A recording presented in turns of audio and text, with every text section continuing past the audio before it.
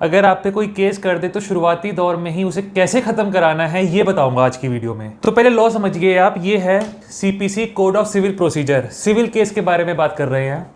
तो इसका एक प्रोविज़न है, ऑर्डर्स जो प्रोविज़न है वो दिखने में सुनने में बहुत आसान है, लेकिन उतने ही ज़्यादा उस पर पेच भी है, बहुत झगड़े हैं। तो पहले समझिए प्रोविज़न क्या है, फिर समझेंगे झगड़े क्या हैं। तो इसका है ऑर्डर 7 रूल 11, जहाँ सेक्शंस ख़त्म हो जाते हैं वहाँ से ऑर्डर रूल चालू होते हैं। तो order 7 rule 11 rejection of plaint के बारे में बात करता है। प्लेंट क्या होता है? जो भी आप कोर्ट में कहते हैं, लिखित में कहते हैं। तो जिसने केस फाइल किया है वो है प्लेंटिफ, और जिसको अपने आप को बचाना है, जिस पे केस फाइल हुआ है वो है डिफेंडेंट। तो प्लेंटिफ जो कुछ भी कहेगा कोर्ट में लिखित में उसे बोल देंगे प्लेंट, और डिफेंडेंट जो कुछ भी लिखित में देगा उसे बोल देंगे रिटर्न स्टेटमेंट। यही 4 शब्द बोलूंगा, प्लेंटिफ जिसने केस किया, डिफेंडेंट जिस पे केस हुआ, प्लेंटिफ ने जो लिखित में दिया प्लेंट, डिफेंडेंट ने जो लिखित में दिया वो रिटर्न स्टेटमेंट। तो रिजेक्शन ऑफ प्लेंट के बारे में बात करता है। इसमें कई ग्राउंड है जिसके बारे में आगे बात करेंगे। दूसरा प्रोविजन है ऑर्डर 8 रूल 10। ये बात करता है कि रिटर्न स्टेटमेंट आपको टाइमली फाइल करनी है। टाइमली बोले तो 30 डेज, 30 डेज से ज़्यादा टाइम में भी फाइल हो जाती है, लेकिन उस बारे में बात करके वीडियो कॉम्प्लिकेट नहीं करना चाहता। तो 30 डेज मानिए आप, टाइमली अगर फाइल नहीं करी रिटर्न स्टेटमेंट, तो रिटर्न स्टेटमेंट फाइल करने का राइट ही क्लोज हो जाएगा, और जो जज है वो प्लेंटिफ के पक्ष में या फिर जो भी उसे सही लगे कोर्ट में वो फैसला सुना देगा। ये 2 प्रोविजंस हैं। अब देखिए झगड़ा, सुप्रीम कोर्ट की रूलिंग है सलीम भाई and another versus state of Maharashtra, 2002 का केस है। जब लॉ की टेक्निकलिटीज़ बड़ी होती तो वकील भी बड़े होते हैं। इसमें के वेणुगोपाल, RF नारिमन और भी बहुत सारे बड़े बड़े वकील थे। तो फैक्ट्स क्या है इस केस के, कोई मतलब नहीं है हमें, हम लॉ की टेक्निकलिटीज़ के बारे में बात कर रहे हैं। देखिए क्या हुआ यहाँ पे, एक केस गया है कोर्ट में, लोअर कोर्ट में। जब प्लेंट फाइल हुई तो रिटर्न स्टेटमेंट फाइल होनी थी, लेकिन वो फाइल होने से पहले ऑर्डर 7 रूल 11 की रिजेक्शन ऑफ प्लेंट वाली एप्लीकेशन फाइल कर दी डिफेंडेंट ने, कि उसे पहले डिसाइड करो। अब प्लेंटिफ कह रहा है कि उसने एप्लीकेशन लगाई लेकिन रिटर्न स्टेटमेंट फाइल नहीं करी, तो उसका रिटर्न स्टेटमेंट फाइल करने का राइट क्लोज करो अंडर ऑर्डर 8 रूल 10। दोनों लोग भिड़ गए आपस में, एक कह रहा है एप्लीकेशन पहले डिसाइड करो, एक कह रहा है कि रिटर्न स्टेटमेंट फाइल करो। तो जब मैं इसे पढ़ रहा था पर्सनली, तो मुझे डिफेंडेंट की बात ज़्यादा सही लगी कि जब प्लेंट अगर रिजेक्ट हो सकती है फर्स्ट मौके पे, तो पहले एप्लीकेशन डिसाइड करनी चाहिए। या तो प्लेंट रिजेक्ट होगी या फिर अलाउ होगी। अलाउ होगी तो मैं फाइल कर दूंगा रिटर्न स्टेटमेंट। अगर मैं पहले ही फाइल कर दूं रिटर्न स्टेटमेंट, तो फ़ायदा क्या हुआ इस एप्लीकेशन का, क्योंकि वो बना रिटर्न स्टेटमेंट फाइल करने के बाद भी इश्यूज फॉर्म होंगे, प्रीलिमिनरी इश्यूज होंगे, तो टाइम खराब ही करना कोर्ट का। लेकिन ट्रायल कोर्ट ने यहाँ पे रूलिंग कुछ और दी, जजमेंट उसने पास किया कि रिटर्न स्टेटमेंट फाइल करो और ये जो एप्लीकेशन है इसे बाद में डिसाइड करेंगे। High court of MP Madhya Pradesh में ये अपील हुई, तो उसने भी ट्रायल कोर्ट का ऑर्डर रिपीट कर दिया, लोअर कोर्ट का, ट्रायल कोर्ट ने लोअर कोर्ट का जो ऑर्डर था वो रिपीट कर दिया। फिर ये केस गया सुप्रीम कोर्ट में। सुप्रीम कोर्ट ने सही बात करी कि return statement without deciding the application under order 7 rule 11 ये इररेलेवेंट है, नहीं फाइल करनी चाहिए शुरुआत में, और ये प्रोसीजरल इरेगुलरिटी है कोर्ट्स की, हाई कोर्ट की, लोअर कोर्ट की एरर उसने कमिट किया है ऐसा बोलते हुए। तो एक बहुत ही अच्छी रूलिंग हमारे पास आ चुकी है कि रिटर्न स्टेटमेंट फाइल करने से पहले अगर ये एप्लीकेशन फाइल हो गई, then the court is duty bound कि पहले वो एप्लीकेशन डिसाइड करे अंडर ऑर्डर 7 रूल 11। वो डिसमिस कर सकती है एप्लीकेशन विद लॉजिक, या फिर वो प्लेंट रिजेक्ट करे। ये नहीं कि हम बाद में डिसाइड करेंगे, आप पहले रिटर्न स्टेटमेंट फाइल करो, कोर्ट का टाइम खराब नहीं करना। लेकिन मैंने आपको शुरुआत में कहा था जितना इजी ये दिखती है प्रोविजन उतना है नहीं, उतने ही ज़्यादा इसमें पेच है। तो अब समझिए पेच क्या है इसमें। तो दूसरी रूलिंग है छोटनबेन एंड अनदर वर्सेस किरित भाई जलकृष्णन भाई ठक्कर एंड अनदर, 2018 का ये केस है। इसमें क्योंकि फैक्ट का झगड़ा है, देखिए अलग बात आ रही है, तो यहाँ पे फैक्ट आपको समझना पड़ेगा। यहाँ पे जो रिस्पोंडेंट एंड एप्लेंट है, रिस्पोंडेंट एंड एप्लेंट इसलिए बोल रहा हूँ, अपील है यहाँ पे सुप्रीम कोर्ट में ना, ठीक है। आप प्लेंटिव डिफेंडेंट बोल लीजिए, जितना जो आपको आसान लगे। प्लेंटिव डिफेंडेंट जो है, यहाँ पे पुश्तैनी मकान था, दोनों भाई हैं, दोनों का जॉइंट ओनर्स है ये एंसेस्ट्रल प्रॉपर्टी में। यहाँ पे डिफेंडेंट ने नकली साइन कर दिए अपने भाइयों के प्लेंटिव के, फॉर्ज द सिग्नेचर्स, नकली साइन किए और उनकी प्रॉपर्टी किसी को सेल कर दी। सेल डीड बनी है 1996 में, याद रखिएगा, और केस फाइल हो रहा है 2013 में, 17 साल के बाद। प्लेंटिफ का कहना है कि मुझे पता ही नहीं चला 1996 में, मेरे को मालूम पड़ा 17 साल के बाद, तभी मैंने फाइल कर दिया। लोअर कोर्ट में अभी केस गया हुआ है।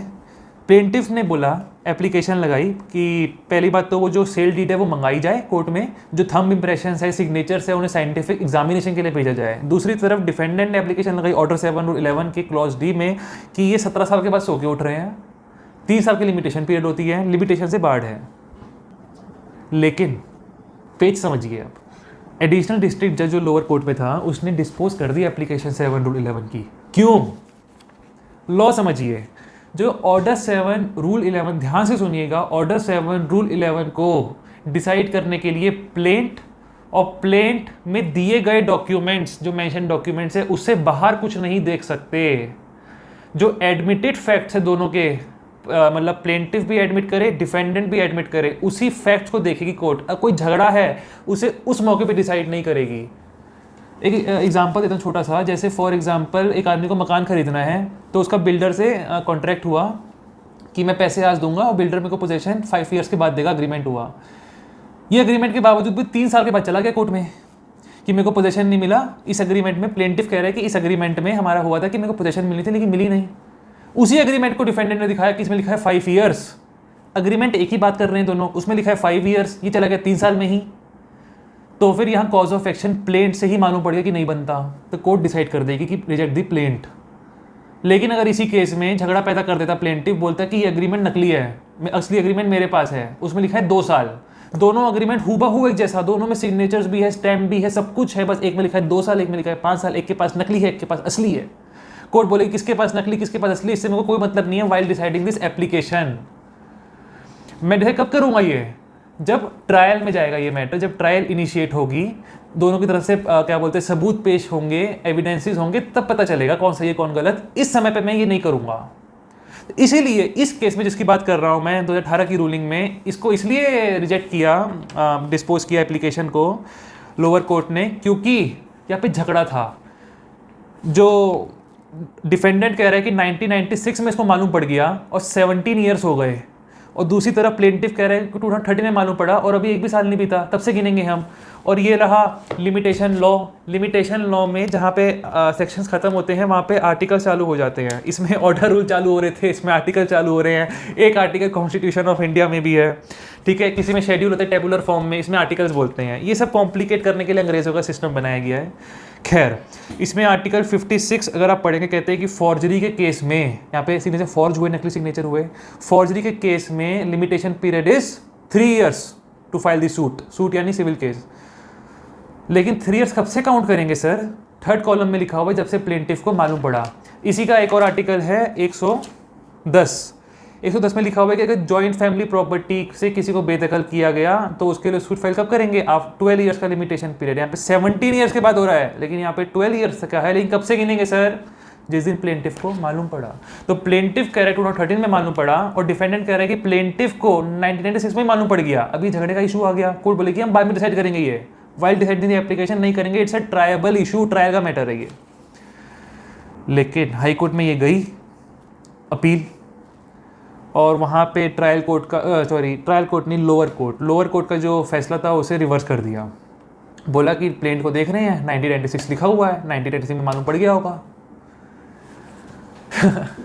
लेकिन जब ये सुप्रीम कोर्ट में गया, सुप्रीम कोर्ट ने सही बात करी कि हाई कोर्ट ने एक ब्लंडर एरर कमिट किया, ऐसा बोलते हुए, क्योंकि प्लेंट में लिखा है 2013 में मालूम पड़ेगा, हम प्लेंट को ही मान सकते हैं इसको डिसाइड करते समय। And plaint should be read as a whole. बहुत इंपॉर्टेंट पॉइंट है, अगर प्लेंट है तो शुरुआत से लेके आखिरी तक पूरा पढ़ेंगे। ये नहीं कि 1996 पढ़ लिया और उसी के बेस पे आप मतलब डिग्री पास करोगे, नहीं, शुरुआत से लेके आखिरी तक पढ़ेंगे, पार्ट नहीं पढ़ सकते। It should be read as a whole, ये सुप्रीम कोर्ट ने कहा। तो आप समझ गए, इस प्रोविजन के लिए एवरमेंट्स ऑफ प्लेंट, जो प्लेंट में लिखा हुआ है वही कोर्ट देखेगी, उसके बाद नहीं देखेगी।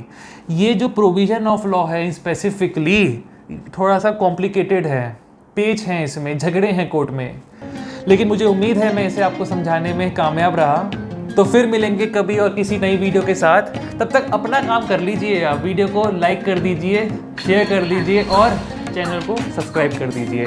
और अगर कुछ डाउट अगर आपका हो तो कमेंट में डाउट पूछिए, जितने पूछने हैं आपको सबके आंसर मिल जाएंगे। तो फिर मिलते हैं, थैंक यू वेरी मच।